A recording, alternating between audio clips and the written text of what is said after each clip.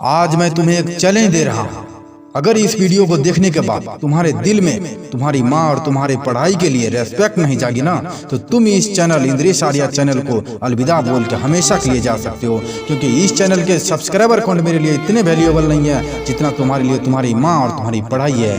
मैं motivational speaker Indresh Arya आप सभी का स्वागत करता हूं अपने YouTube चैनल इंद्रेश आर्या पर। तो चलिए शुरुआत करते हैं आज का मोटिवेशनल वीडियो।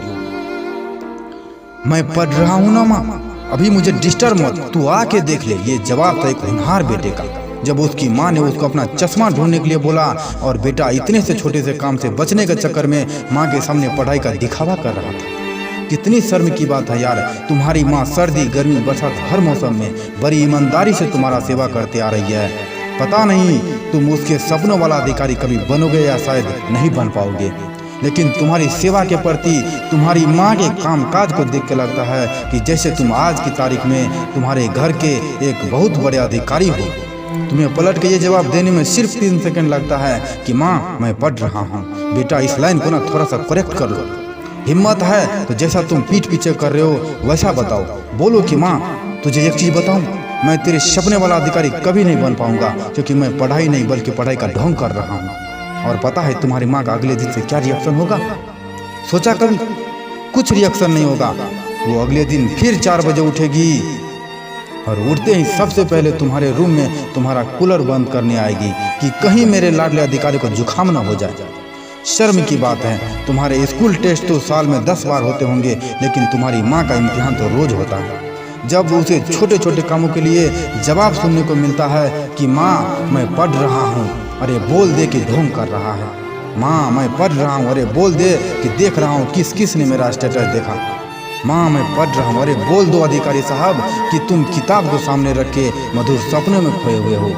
तुम्हारी माँ के सपनों सिर्फ और सिर्फ तुम्हारे सफलता तक ही सीमित होकर रह गए। अगर वो खाना बनाती है तो भी यही सोचती है कि पिछले हफ्ते लाडला का पेट खराब हो गया था, अब कहीं ना हो जाए। जब बगल वाली आंटी का लड़का तुमसे 2 नंबर भी ज़्यादा लाता है तो तुम्हारी माँ सबसे ज़्यादा खुद को कोसती है कि अगर मैं अपने लाडले को बादाम पिछले मंथ से ही देना चालू कर देती तो शायद आज मुझे खुद अपने बच्चे के सामने उसके बच्चे की बड़ाई ना करनी पड़ती। अरे तुम स्कूल में जाके तो रोबोट हो जाते हो, कल के टेस्ट में क्या हुआ तो वह भूल जाते हो, लेकिन तुम्हारी माँ तुम्हारे फ्यूचर की टेंशन में फंसती जाती है। तुम्हें क्या लगता है तुम बहुत ज़्यादा स्मार्ट? तुम्हें क्या लगता है पढ़ाई इतनी मुश्किल है जितना एक माँ के लिए एक बेटे को मुश्किल में देखना होता है? लेकिन तुम यह बात तब समझोगे जब 20 साल बाद तुम्हारा बच्चा भी तुम्हारे साथ ही ऐसा बिहेव करेगा, लेकिन तब तुम चाह के भी आज की तारीख में वापस नहीं आ पाओगे। और उस वक्त एक तरफ तुम्हारी बूढ़ी माँ होगी जो चारपाई पर दवा लेकर लेटी होगी और एक तरफ तुम्हारा बच्चा होगा जो बिल्कुल तुम पे गया होगा। अगर मेरी बातों में जितनी भी तुम्हें बुरी लग रही है ना, तो आइंदा ये मत बोलना कि माँ मैं पढ़ रहा हूँ। तू देख लो अपना काम, क्योंकि तुम अपने आप से पूछ कि तू पढ़ता कितना है और सोशल मीडिया कितना चलाता। क्या ये पढ़ाई ये किताब तुम्हें तेरी माँ की विश्वास से ज़्यादा बड़ी है? तुम्हें पता नहीं है जब तुम पैदा हुए थे तो तेरी घर में खुशियाँ मनाई गई थी। पता नहीं तुम्हारी कैसे कैसे नज़र उतारी गई थी, तुम्हें हर सुविधा दी गई, लेकिन जैसे जैसे तुम बड़े होते गए इन चीज़ों को तुम ग्रांटेड लेना शुरू कर दिया कि ये तो हमेशा से ही ऐसे थी। तुम क्यों नहीं समझने की कोशिश करते हो कि तुम अपनी माँ के सपनों वाला सक्सेसफुल इंसान सच में बन सकते हो? तुम क्यों नहीं समझते हो कि तुम अपनी माँ को घर के इतने से सारे काम से जल्दी रिटायर करके उनकी बची हुई जिंदगी को आराम से कटवा सकते हो?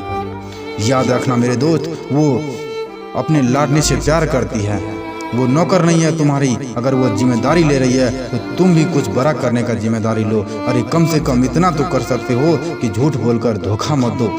हर सक्सेसफुल इंसान के पीछे एक औरत का हाथ होता है और वो हाथ तुम्हारी माँ का है, जिसका खून तुम्हारे शरीर में रग रग में दौड़ रहा है। उसको कभी फीका मत पड़ने देना। इस वीडियो को हर एक उस हिंदुस्तानी स्टूडेंट के पास शेयर करना जिसको आप सक्सेसफुल देखना चाहते हो सकता है वो अपने माँ के सपनों को पूरा कर पाए। जय हिंद, वंदे मातरम।